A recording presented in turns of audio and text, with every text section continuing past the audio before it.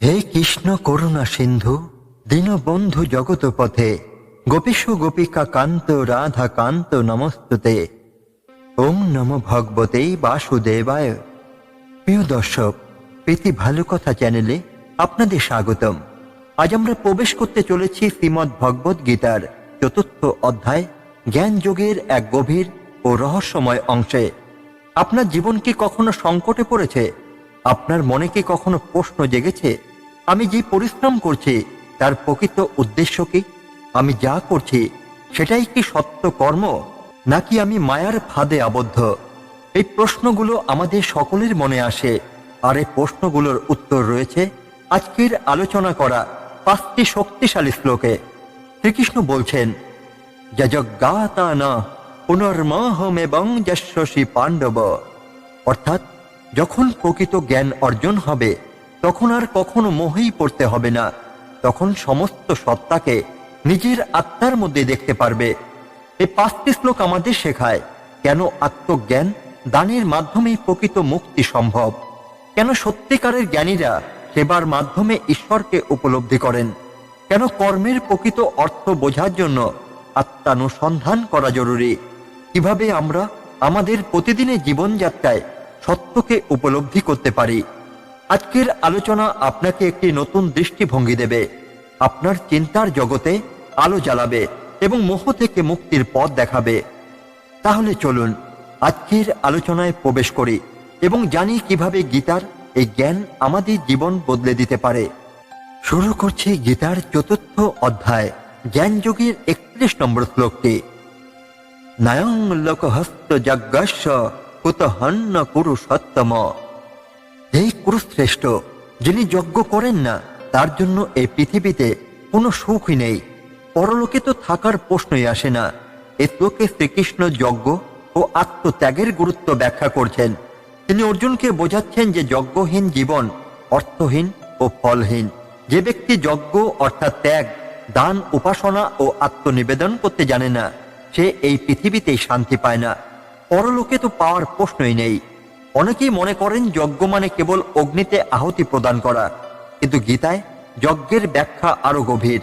যে কোনো ত্যাগ, সৎকর্ম ও পরোপকারই একটি যজ্ঞ। ৩ প্রকার যজ্ঞ হয়: দ্রব্যযজ্ঞ, সম্পদ বা বস্তু দান করা, যেমন গরিবদের সহায়তা, আশ্রমে দান ইত্যাদি। জ্ঞানযজ্ঞ হলো জ্ঞানের আলো বিতরণ করা, যেমন ধর্মগ্রন্থ পাঠ, শিক্ষাদান। আর তপযজ্ঞ হলো কঠোর আত্মসংযম, যেমন উপবাস, ব্রহ্মচর্য পালন এবং ধ্যান। গীতা অনুযায়ী সত্যিকারের যজ্ঞ হলো নিজের স্বার্থের ঊর্ধ্বে উঠে পরের কল্যাণে কাজ করা। মহর্ষি দধীচি নিজের হাড় পর্যন্ত দান করেছিলেন দেবতাদের জন্য, যাতে তারা অসুরদের বিরুদ্ধে অস্ত্র তৈরি করতে পারেন। এটাই প্রকৃত যজ্ঞ, পরের মঙ্গলের জন্য নিজের সবকিছু উৎসর্গ করা। রাজা দশরথ পুত্র কামেশকে যজ্ঞ করেছিলেন, যার ফলস্বরূপ শ্রীরামচন্দ্রের জন্ম হয়। এই যজ্ঞ শুধু আচার অনুষ্ঠানই নয়, বরং পরোপকারের জন্য দান ও ত্যাগের প্রতীক। একজন আদর্শ শিক্ষক নিজের আনন্দ, বিশ্রাম, আরামের চিন্তা না করে শিক্ষার্থীদের জ্ঞান দান করেন। তিনি নিঃস্বার্থভাবে কাজ করেন, যা এক প্রকার জ্ঞানযজ্ঞ। স্বার্থপর জীবন অর্থহীন, সমাজের জন্য কিছু করতে হবে। পরের উপকারে ত্যাগই প্রকৃত যজ্ঞ। শুধু ভোগ করলে বা স্বার্থপর হলে এই জীবন ব্যর্থ। যজ্ঞের মাধ্যমে মানুষ নিজের সত্তাকে বিশুদ্ধ করতে পারে।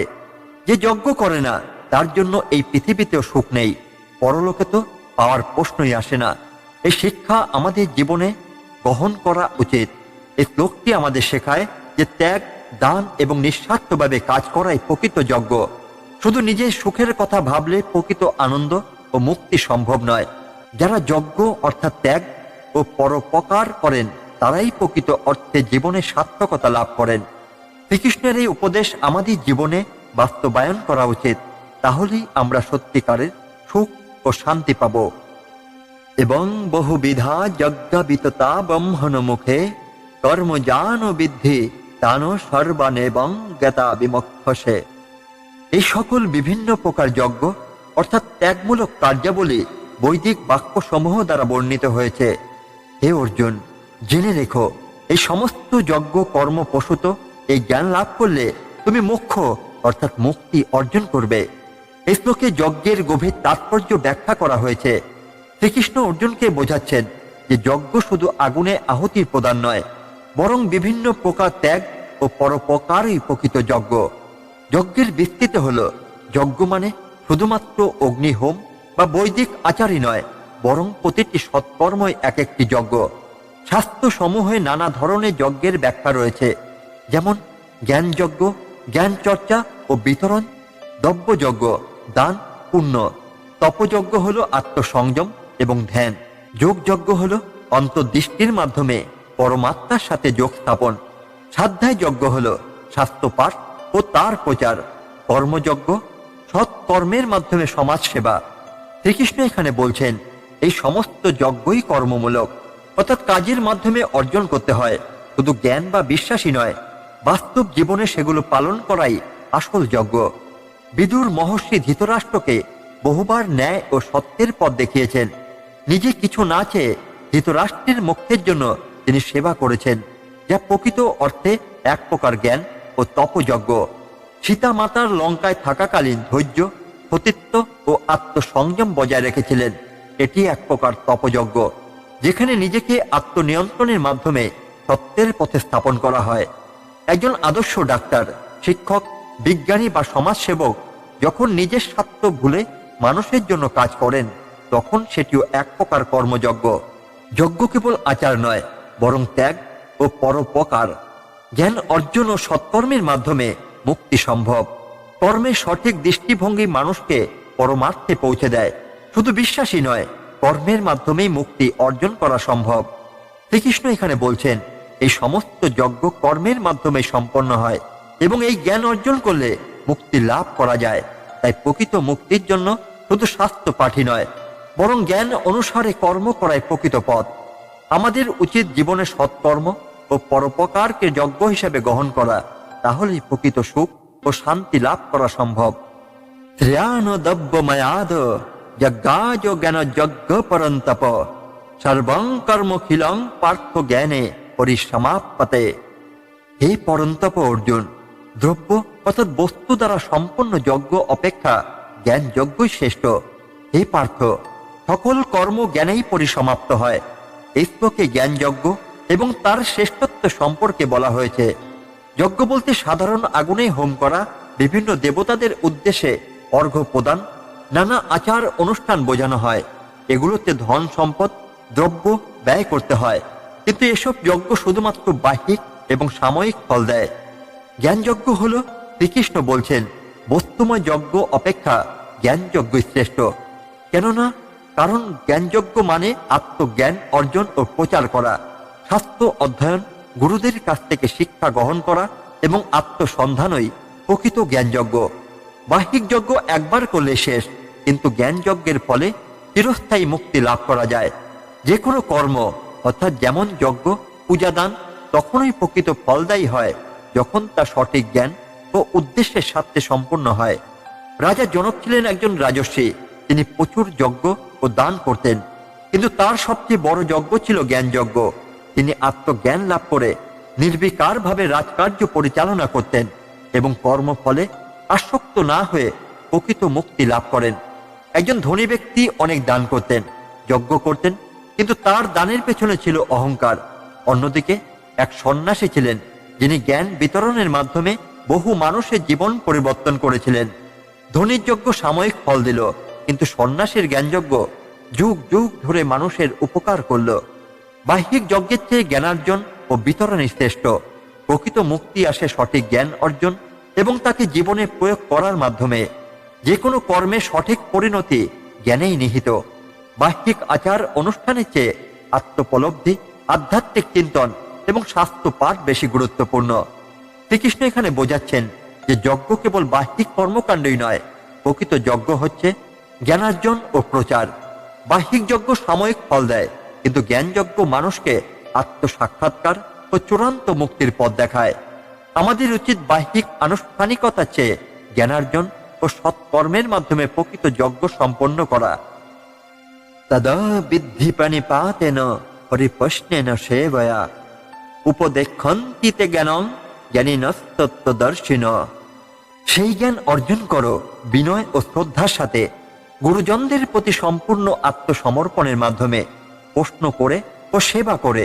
যারা জ্ঞানী ও তত্ত্বদ্রষ্টা তারা তোমাকে সেই জ্ঞান প্রদান করবেন। এই শ্লোকে গুরু ও শিষ্যের সম্পর্ক, জ্ঞান অর্জনের প্রকৃত পদ্ধতি এবং আত্মসাক্ষাৎকার লাভের জন্য সঠিক উপায় বর্ণিত হয়েছে। শ্রীকৃষ্ণ অর্জুনকে বোঝাচ্ছেন যে আত্মজ্ঞান বা তত্ত্বজ্ঞান অর্জনের জন্য তিনটি গুরুত্বপূর্ণ ধাপ রয়েছে। পাণিপাত অর্থাৎ শ্রদ্ধা ও আত্মসমর্পণ। গুরু বা জ্ঞানী ব্যক্তির সামনে অহংকার ত্যাগ করে সম্পূর্ণ শ্রদ্ধার সাথে আত্মসমর্পণ করা। মনে অহংকার থাকলে প্রকৃত জ্ঞান লাভ করা যায় না। পরিশ্রম অর্থাৎ সঠিক প্রশ্ন করা। শুধুমাত্র গুরুজনদের সামনে বসে থাকলেই হবে না, প্রাসঙ্গিক ও যথাযথ প্রশ্ন করা দরকার। গুরুর প্রতি সন্দেহ না রেখে বিনীতভাবে ও আগ্রহ নিয়ে সত্য অনুসন্ধান করা উচিত। সেবা অর্থাৎ গুরুর সেবা করা। শুধু প্রশ্ন করলেই হবে না, গুরুর সেবা করাও শিক্ষার একটি অংশ। গুরুর কৃপা ও আশীর্বাদ ছাড়া প্রকৃত জ্ঞান অর্জন সম্ভবই নয়। স্বামী বিবেকানন্দ প্রথমে যুক্তিবাদী ছিলেন এবং গুরু শ্রী রামকৃষ্ণকে নানা প্রশ্ন করতেন, কিন্তু পরবর্তীতে তিনি প্রণিপাত, পরিপ্রশ্ন ও সেবার মাধ্যমে প্রকৃত জ্ঞান লাভ করেন এবং আত্মসাক্ষাৎকার লাভ করেন। নচিকেতা যখন যমরাজের কাছে গিয়ে মৃত্যুর রহস্য জানতে চাইলেন, তখন তিনি প্রশ্ন ও শ্রদ্ধার মাধ্যমে জ্ঞান অর্জন করেছিলেন। গীতার সম্পূর্ণ শিক্ষা অর্জুন শ্রদ্ধা, সঠিক প্রশ্ন ও শ্রীকৃষ্ণের প্রতি আত্মসমর্পণের মাধ্যমে লাভ করেছিলেন। প্রকৃত জ্ঞান অর্জনের জন্য একজন যোগ্য গুরুর প্রয়োজন। জ্ঞানী ও তত্ত্বদ্রষ্টা গুরু ছাড়া আত্মজ্ঞান লাভ করা সম্ভবই নয়। শ্রদ্ধা ও বিনয়ের সাথে প্রশ্ন করলে এবং সেবা করলে গুরু সন্তুষ্ট হন এবং সত্য জ্ঞান প্রদান করেন।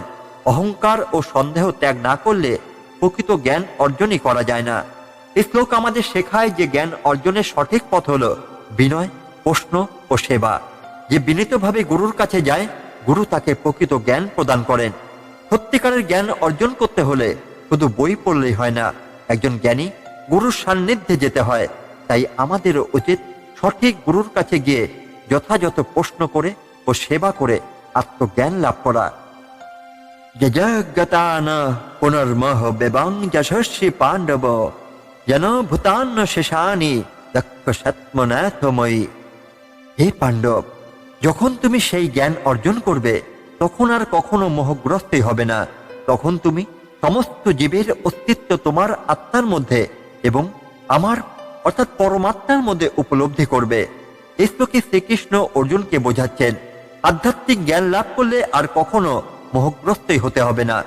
মোহ অর্থাৎ অজ্ঞানতা ও বিভ্রান্তি থেকে মুক্তি পাওয়া যায়। তখন সবকিছু পরমাত্মার অর্থাৎ ভগবান অংশ হিসাবে উপলব্ধি করা সম্ভব হয়। মোহ হলো অজ্ঞানের ফলে সৃষ্ট বিভ্রান্তি, যেখানে আমরা সত্যকে দেখতেই পাই না। আমরা মনে করি যে আমরা পৃথক সত্তা, কিন্তু প্রকৃতপক্ষে আমরা ভগবানেরই অংশ। আমরা ভাবি এই দেহই আমাদের আসল সত্তা, কিন্তু আত্মা হলো চিরস্থায়ী। মানুষের মোহ তাকে সংসারে আবদ্ধ রাখে এবং পুনরায় জন্ম মৃত্যু চক্রে ফেলে দেয়। শ্রীকৃষ্ণ এখানে বলছেন, যখন অর্জুন প্রকৃত জ্ঞান লাভ করবে তখন সে আর কখনো মোহগ্রস্তই হবে না। তখন সে বুঝতে পারবে যে এই জগতের সমস্ত জীব ও বস্তু ভগবানেরই অংশ। সে উপলব্ধি করবে সবকিছুই এক মহাশক্তির অভিব্যক্তি এবং ভগবানেই সবকিছুর মূল অস্তিত্ব রয়েছে। মহর্ষি বাল্মীকি আগে এক ডাকাত ছিলেন। তিনি শুধুমাত্র পার্থিব লোভের মধ্যেই আবদ্ধ ছিলেন, কিন্তু নারদ মুনির কাছ থেকে প্রকৃত জ্ঞান লাভ করার পর তিনি মোহ থেকে মুক্তি পান এবং পরম সত্য উপলব্ধি করেন।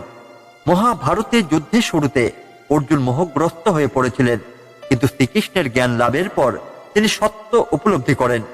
প্রথম দিকে স্বামী বিবেকানন্দ মনে করতেন ঈশ্বরের অস্তিত্ব নেই, কিন্তু শ্রী রামকৃষ্ণের কাছ থেকে জ্ঞান লাভের পর তিনি উপলব্ধি করেন যে সবকিছুই পরম ব্রহ্মের প্রকাশ। প্রকৃত জ্ঞান লাভ করলে মোহ ও বিভ্রান্তি থেকে মুক্তি পাওয়া যায়। তখন সমস্ত জীব ও বস্তুর মধ্যেই পরমাত্মার উপস্থিতি অনুভব করা সম্ভব হয়। আত্মসাক্ষাৎকার লাভের পর সবকিছু সমানভাবে দেখা যায় এবং সত্য উপলব্ধি হয়।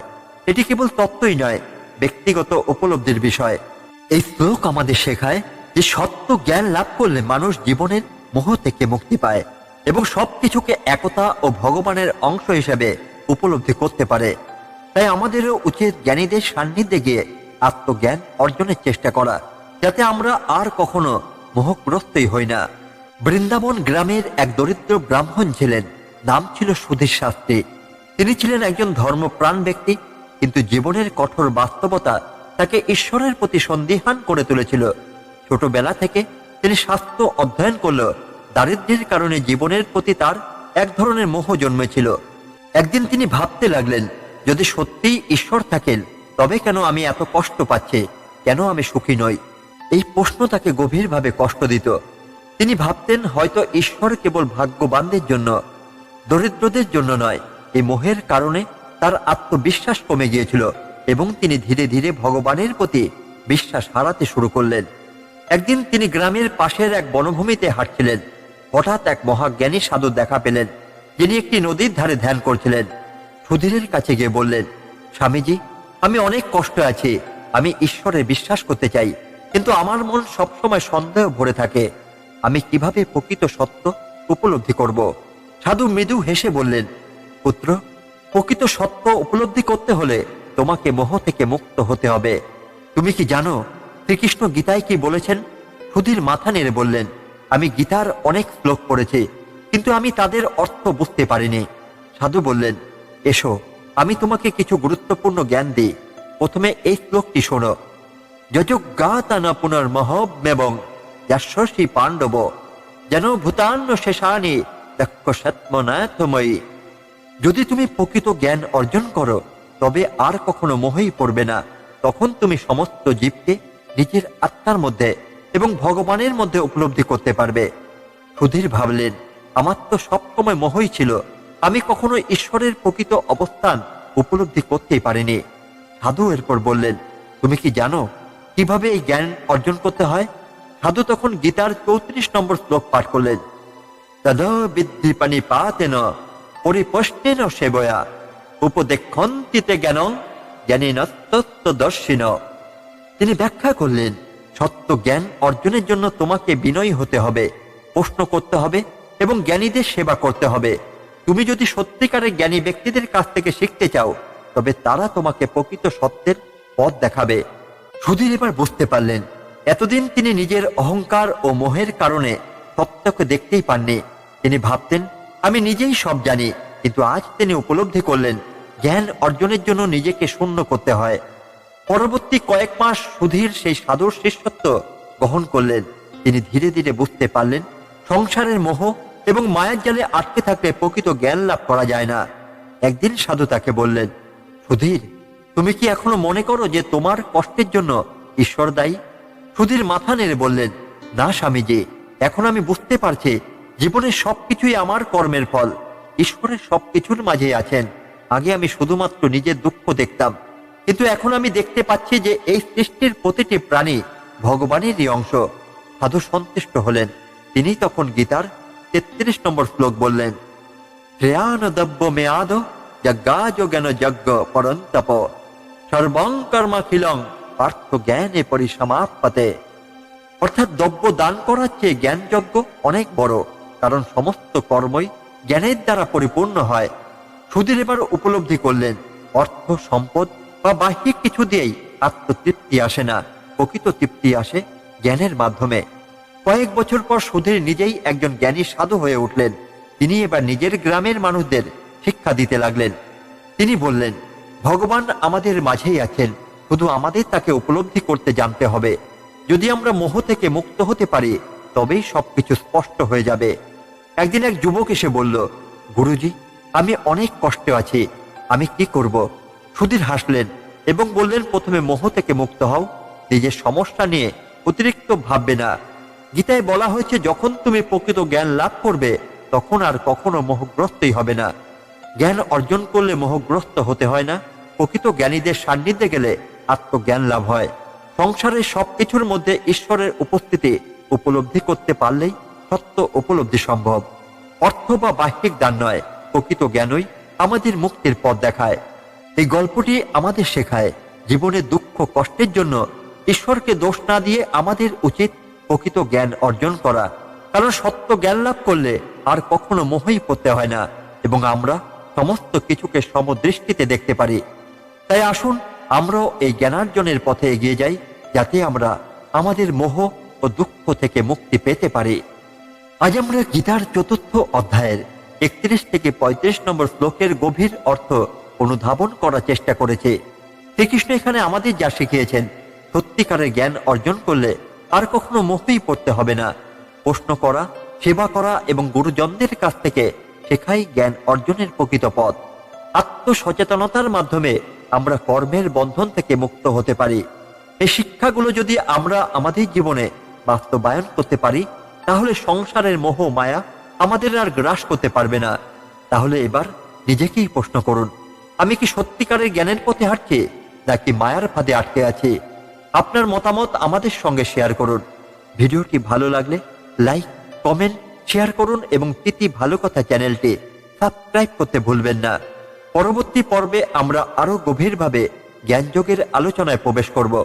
ততক্ষণ পর্যন্ত জ্ঞান ও সত্যের পথে অটল থাকুন। ওম শান্তি। ধন্যবাদ। জয় শ্রীকৃষ্ণ।